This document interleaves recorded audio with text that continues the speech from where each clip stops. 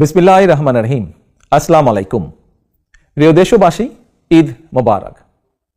ত্যাগ, তাকওয়া আর সংযমের শিক্ষা গ্রহণের মধ্য দিয়ে মাসব্যাপী সিয়াম সাধনার পর ব্যক্তি, পরিবার, সমাজ এবং রাষ্ট্রীয় জীবনকে সুন্দর ও পরিশুদ্ধ করার পাশাপাশি মুসলিম উম্মার বিশ্বজনীন ঐক্য, সংহতি, সহমর্মিতা এবং অনাবিল আনন্দের বার্তা নিয়ে এলো পবিত্র ঈদ উল ফিতর।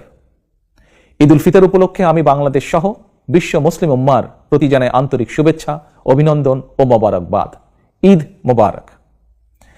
প্রিয় দেশবাসী, বীর জনতার রক্তক্ষয়ী গণ অভ্যুত্থানের মাধ্যমে ফ্যাসিবাদের পতন ঘটিয়ে দীর্ঘ ১.৫ দশক পর গুম, খুন, অপহরণের ভয়হীন স্বাধীন সার্বভৌম এক গণতান্ত্রিক পরিবেশে দেশের আপামর জনগণ এবছর পবিত্র ঈদ উল ফিতর উদযাপন করছেন। এবারের ঈদ আনন্দে তাই যোগ হয়েছে উচ্ছ্বাস, উৎসাহ, উদ্দীপনার এক নতুন মাত্রা। তবে মানুষের মনে পবিত্র আনন্দ উৎসবের এমন এক বাধাহীন উন্মিমুখর সময়ও অনেক মায়েদের মনে নেই ঈদের আনন্দ, অনেক পরিবারে নেই উৎসবের আমেজ। কারণ ফ্যাসিবাদের দীর্ঘ ১.৫ দশকের গুম, খুন, অপহরণ, জুলুম, নির্যাতনে স্বজনহারা, সন্তানহারা লাখো পরিবারে নেমে এসেছিল জাহিলিয়াতের অন্ধকার। শুধুমাত্র জুলাই আগস্টেরই পলাতক স্বৈরাচারের পতনের শেষ দিনগুলোতে প্রাণ হারিয়েছেন নানা শ্রেণী পেশার হাজারো মানুষ। ছাত্র, যুবক, কৃষক, শ্রমিক, রাজনৈতিক কর্মী কিংবা নিরীহ পথচারী, এমনকি নারী, শিশু, বৃদ্ধ পর্যন্ত সেই ফ্যাসিস্টের বুলেট থেকে রক্ষা পায়নি। আহত হয়েছেন প্রায় ২০,০০০-এরও বেশি মানুষ। ফ্যাসিবাদ পতন আন্দোলনে হতাহতের পরিবারগুলোতে আজ তাই ঈদ উৎসবের বাঁধ ভাঙা উচ্ছ্বাস নেই। ঈদের দিনেও হয়তো সন্তানহারা কোনো কোনো মায়ের চোখে থাকবে পানি। এই আনন্দ ঘন সময়ও স্বজনদের হৃদয় আপনজন হারানোর নিঃশব্দ কান্না। মাফিয়া চক্রের নির্মমতায় হাসপাতালে চিকিৎসাধীন আহত প্রিয় মানুষটির কাছে বসেই অনেককে এই ঈদ আনন্দের এই দিনটিতে কাটাতে হচ্ছে আশা, নিরাশা অথবা হতাশায়।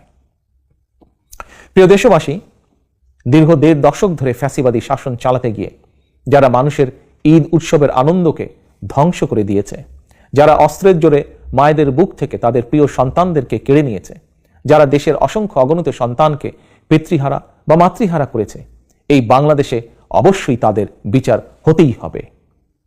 যে কোনো মূল্যে পলাতক স্বৈরাচার আর তাদের দোসরদের বিচারের মুখোমুখি করার মাধ্যমে দেশে আইন ও ন্যায়ের শাসন প্রতিষ্ঠা করে সন্তানহারা মায়েদের মনে, স্বজনহারা শোক সন্তপ্ত পরিবারে একটু হলেও সান্ত্বনার বার্তা দেওয়া হবে।